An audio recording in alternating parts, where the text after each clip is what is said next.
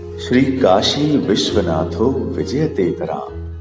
हिंदुस्तान भरोसा नए हिंदुस्तान का प्रेजेंस। आओ राजनीति करें, मेरा मतदान बनाएगा हिंदुस्तान। तो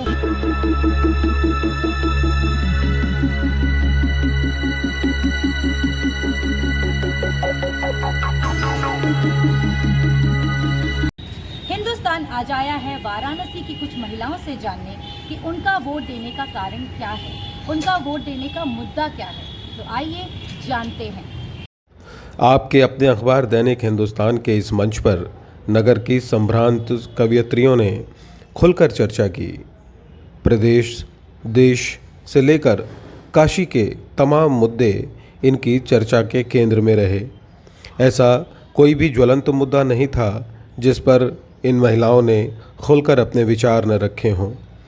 सबसे बड़ी बात यह थी कि इस चर्चा के दौरान सकारात्मकता खुलकर सामने थी। किसी का विरोध, किसी का समर्थन न करते हुए आप महिलाओं ने एक से बढ़कर एक तर्कों के माध्यम से अपना पक्ष रखा। किस प्रकार हमारा देश विकसित देश हो सकता है, किस प्रकार हम नारी सशक्तिकरण के नारे को वास्तविकता में बदल सकते हैं, ऐसे तमाम बिंदुओं पर खुलकर चर्चा की गई। हिंदुस्तान समाचार पत्र द्वारा महिलाओं के लिए गठित क्लब अनोखी के बैनर तले जुटी समाज की संभ्रांत नारियों ने अपने पक्ष को न सिर्फ रखा बल्कि यह भी बताया कि किस प्रकार सरकार इन मुद्दों पर सक्रिय रूप से काम कर सकती है। यह कहना गलत नहीं होगा कि अब तक जितने भी अनोखी चौपालों का आयोजन किया गया उनमें से यह चौपाल एक विशेष मकसद तक पहुंचने में कामयाब रही। इस चौपाल में जिस मुद्दे पर सर्वाधिक चर्चा हुई वह थी निजी स्कूलों की मनमानी। आखिर क्यों हर साल किताबें बदल दी जाती हैं? आखिर क्यों हर साल यूनिफॉर्म बदल दिए जाते हैं? और तो और सेशन की शुरुआत में क्यों 3 महीने की फीस एक साथ जमा करनी होती है? ऐसे कई ज्वलंत प्रश्न इस चौपाल का केंद्र रहे और यह उम्मीद की गई कि आने वाले समय में भावी सरकार इस पर खुलकर काम करेगी। प्रियंका जी, मैं आपसे जानना चाहूँगी कि आप इस साल मतदान देने जा रही हैं, तो आपका मतदान देने का कारण क्या है? आप किन मुद्दों पे मतदान देना चाहती हैं?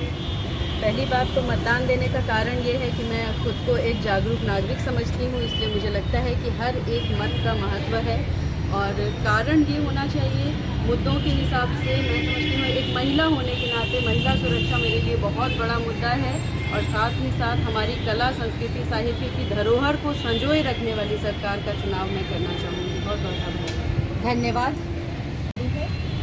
चेतना जी, मेरा भी आपसे सेम यही क्वेश्चन है कि आप मतदान देने जा रही हैं, तो आपका मतदान देने का कारण क्या है? किन मुद्दों पे आप मतदान देने जा रही हैं? मतदान देने के लिए जैसा प्रियंका जी ने बताया किसी मुद्दे की ज़रूरत वाकई नहीं होती है। हम एक जिम्मेदार नागरिक है तो ये हमारा फ़र्ज़ बनता है कि हमें अपने देश को आगे बढ़ाने के लिए एक अच्छी सरकार का चुनाव करना चाहिए। चूँकि मैं साहित्य के क्षेत्र से हूँ तो निश्चिंत मैं चाहूँगी कि साहित्य के क्षेत्र में जिस स्तर पर साहित्य को देखती हूँ वहाँ उसका स्तर नहीं नज़र आता है, तो सरकार अपनी ओर से कुछ योजनाएं ऐसी चलाए जिससे साहित्यकारों की भी अच्छी उन्नति हो सके। धन्यवाद। तो मैम, मैं आपका नाम जानना चाहूँगी। मैं डॉक्टर शबनम। डॉक्टर शबनम जी, मैं आपसे जानना चाहूँगी कि आपका मतदान देने का कारण क्या है? आप किन मुद्दों पे मतदान देने जा रही हैं? हम एक जागरूक नागरिक हैं अपने देश के, इसलिए हमको मतदान करना है। और दूसरा ये कि हमारा मतदान करने का ये भी एक मकसद है कि 18% GST वो शिक्षा से खत्म हो और स्वास्थ्य सेवाओं पर अधिक से अधिक आने वाली सरकार जो है उस पर ध्यान दें। धन्यवाद। चाहूँगी। जी हाँ, मैं डॉक्टर मंजरी पांडे। मंजरी जी, डॉक्टर मंजरी जी, मैं आपसे जानना चाहूँगी कि आप मतदान देने जा रही हैं, तो किस कारणवश मतदान देने जा रही हैं और क्या मुद्दे हैं आपके? जी हाँ, लोकतंत्र में मतदान का एक मत का बहुत बड़ा जो अपनी भागीदारी है, अपना महत्व है। इस लिहाज से हमारे एक मत का भी बहुत महत्व है। मैं ये जानती हूँ, ये सोचती हूँ। तो एक बहुत सारी जो हमारी अपेक्षाएं हैं और हमेशा होती हैं, हर एक को होती हैं, उस अपेक्षा के लिए योग्य प्रत्याशी का चुनाव कर सकूँ और योग्य प्रत्याशी वैसा है जिसमें संवेदना हो, जो बहुत सारी बाकी को समझ सके साहित्यिक दृष्टि से। जब संवेदना होगी तो बट नेचुरल है कि वो पूरे समाज को और राष्ट्र को भी अच्छी तरह से समझ।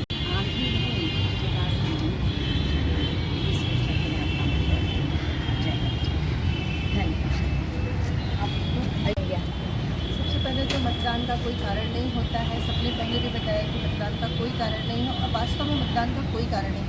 हाँ, और मैं सबसे आग्रह जरूर करूँगी इस हिंदुस्तान बैनर के नीचे कि बिना रुके अपने मतदान का यूज़ ज़रूर करें, क्योंकि हम अपने मतदान से ही हम अपनी सही सरकार चुन सकते हैं।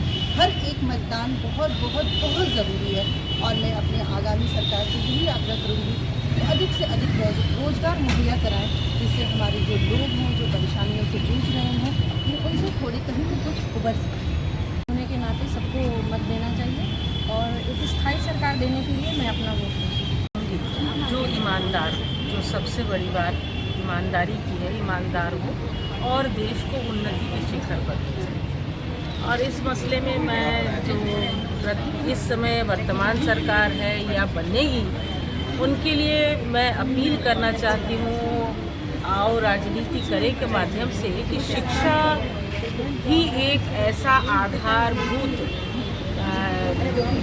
आधार है जिसके द्वारा हम देश का और समाज का उत्थान कर सकते हैं। साहित्य का उत्थान कर सकते हैं, संस्कृति का उत्थान कर सकते हैं और प्रत्येक व्यक्ति का उत्थान कर सकते हैं। तो मेरा कहना सिर्फ इतना ही है कि जो मैं प्राइवेट स्कूल में पढ़ाती हूँ, प्राइवेट स्कूलों पर नियंत्रण रखें, जिससे कि प्राइवेट स्कूल में जो मनमानी हो रही है उस पर रोकथाम हो। जो आम जनता है, जो शिक्षा के बिना अधूरी रह जा रही है, जिन लड़कियों को रोजगार या शिक्षा पूरी तरह नहीं मिल पा रही है, उन बच्चों को, उन लड़कियों को शिक्षा पूरी तरह मिले और शिक्षा। हिंदुस्तान